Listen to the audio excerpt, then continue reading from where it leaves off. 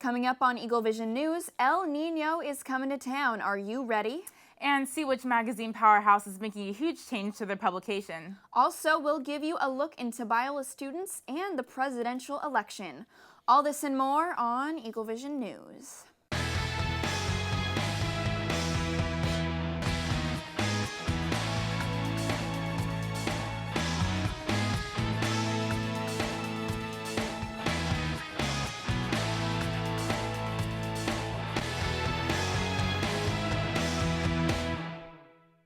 Welcome to EagleVision News. I'm Keri Casey. And I'm Clarke Finney. Our top story tonight. Police are searching for a man who attempted to kidnap an 8-year-old girl in Buena Park Sunday. The girl and her 10-year-old sister went into a restroom, and the suspect appeared from a nearby stall.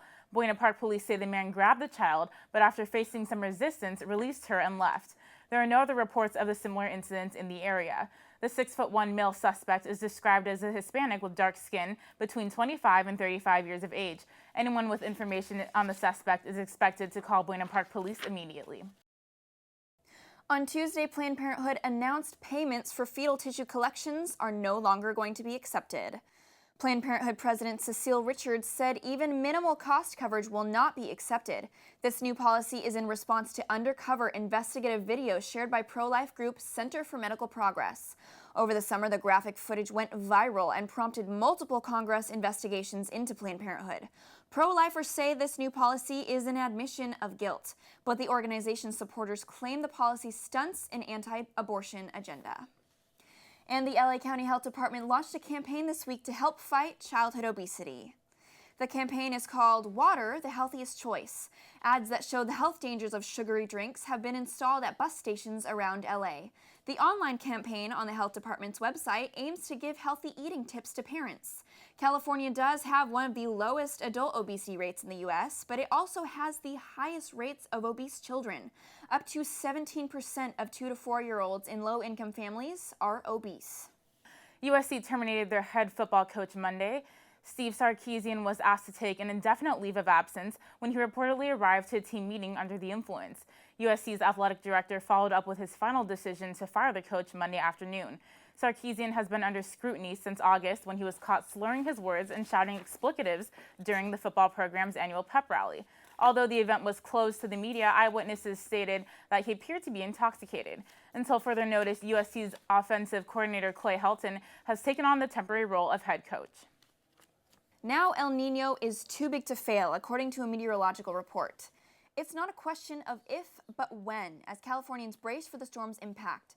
As El Nino makes its way over to California's coast, satellite images show historic rising temperatures and intensifying conditions in the Pacific. Climate scientists warn that Californians' excitement over getting a massive amount of rain could be dangerous, citing past deadly El Nino seasons. Areas where wildfires ravaged could be especially prone to fatal mudslides and erosion. While the rain is on its way, don't build an ark just yet. Brooke Carlucci shows us how Biola is bracing for the storm's impact. Take a step outside and you probably will notice a lot of dryness surrounding Biola's campus. But that's coming to a halt soon as the storm El Nino is on its way and it's impacting students at Biola University.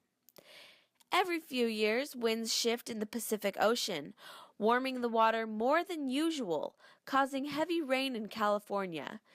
And with this year's El Nino being the biggest predicted one since 1997, Biola is on the fast track to prepare for such storm. In preparation for the El Nino storm, Biola is paying extra attention to areas like this, which are especially prone to flooding. EagleVision talked with Senior Director of Facilities Brian Phillips about what exactly sun-kissed Biola University is doing to prepare for the storm.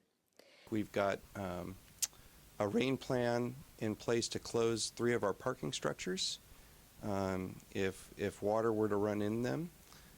We've got a plan in place to deploy sandbags to any location of the campus where we have any kind of flooding.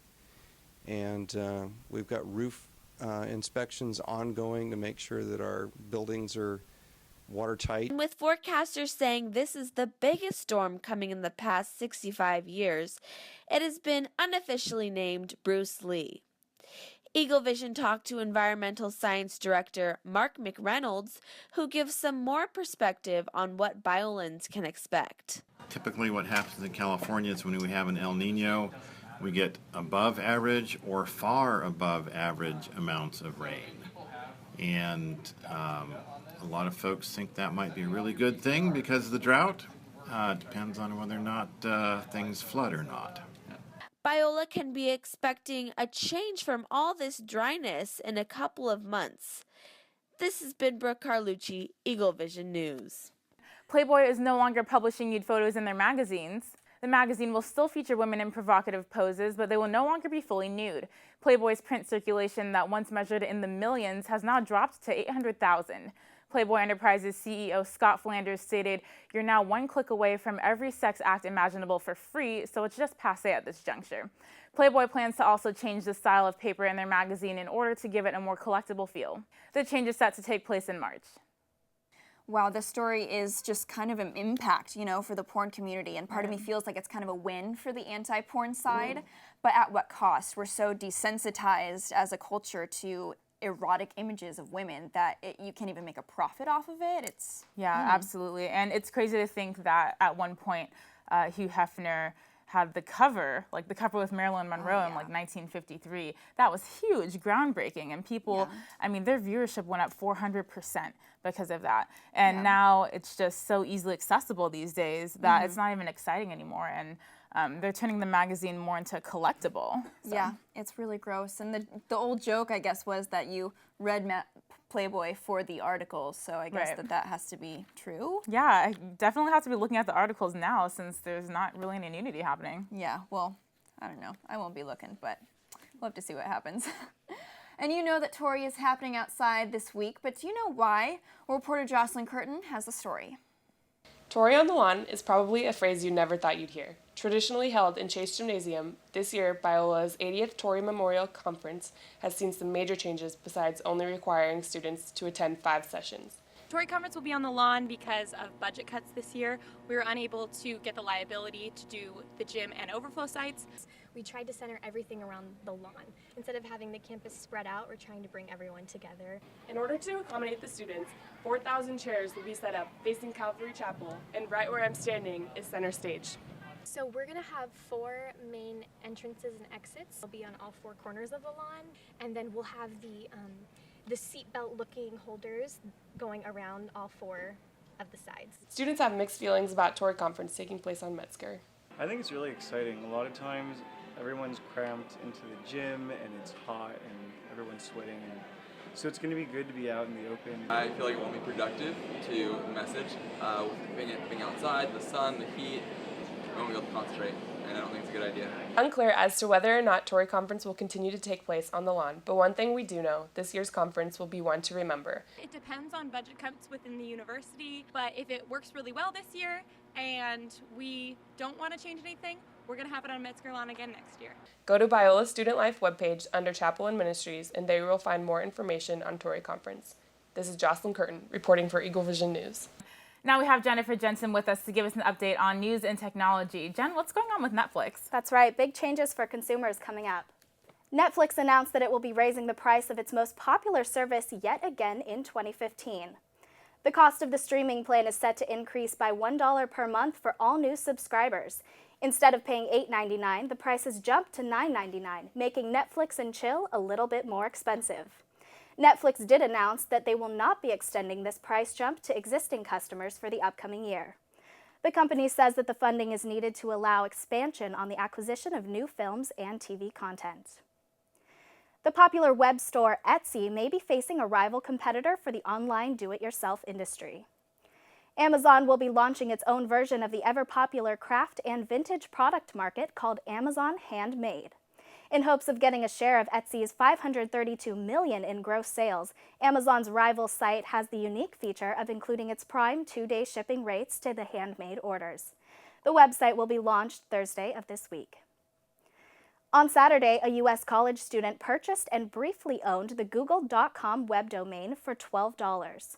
An administration oversight allowed BiolaEV to buy the right to control the domain for about a minute. Google quickly caught on to the mistake and canceled the transaction.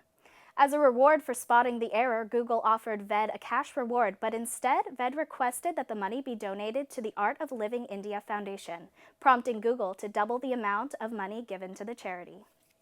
Thank you very much for joining us, Jennifer. Biola students can expect even more construction delays, but this time on Rosecrans Avenue. Jasmine Rose takes us there.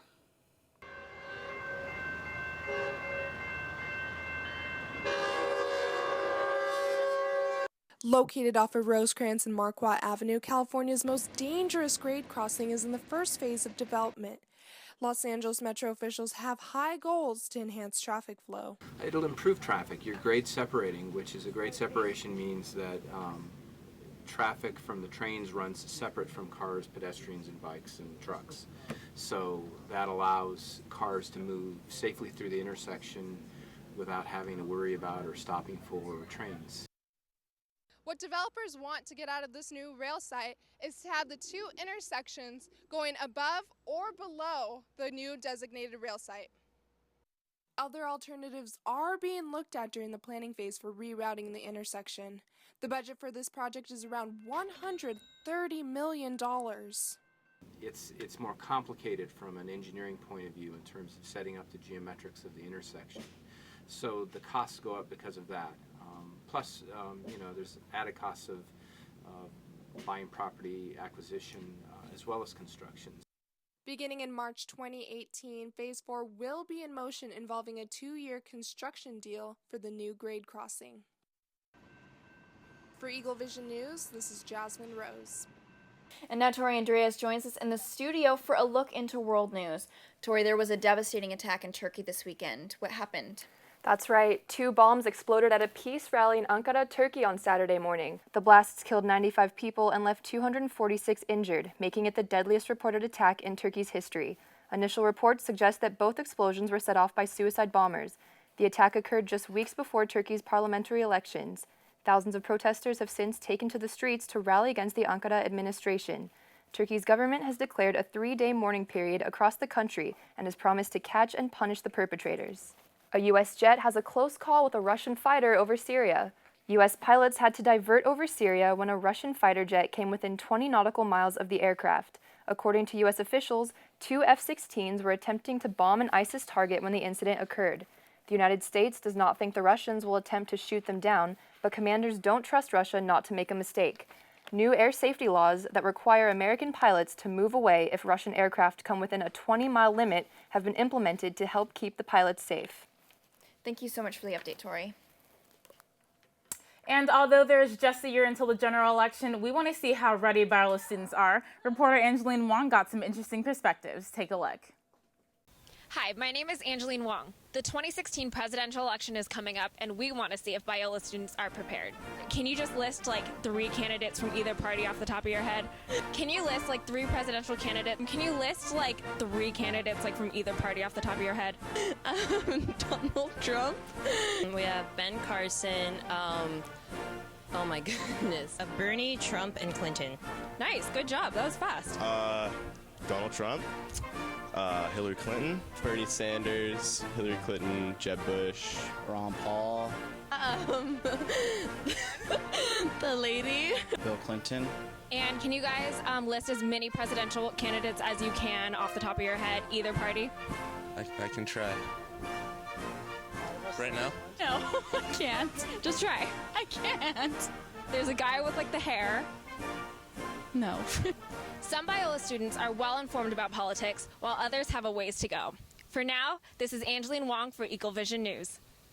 It definitely looks like Biola students have some brushing up to do before elections. Yeah, but thankfully we still have some time to learn about the candidates, maybe learn their names a little bit more. Names would be important. Names would be important.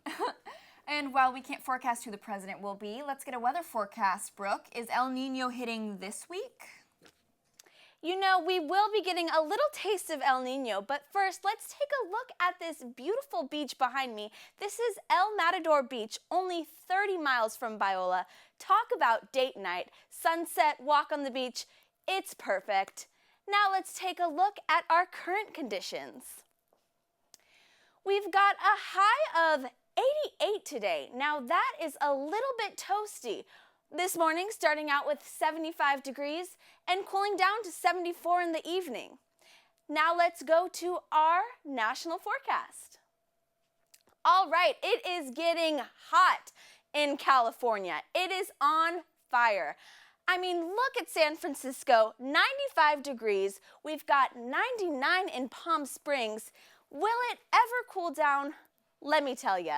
Let's go to our 7-day forecast. On Wednesday, tomorrow, we're looking at the highest day of the week, 87 degrees, cooling down to 74 at night.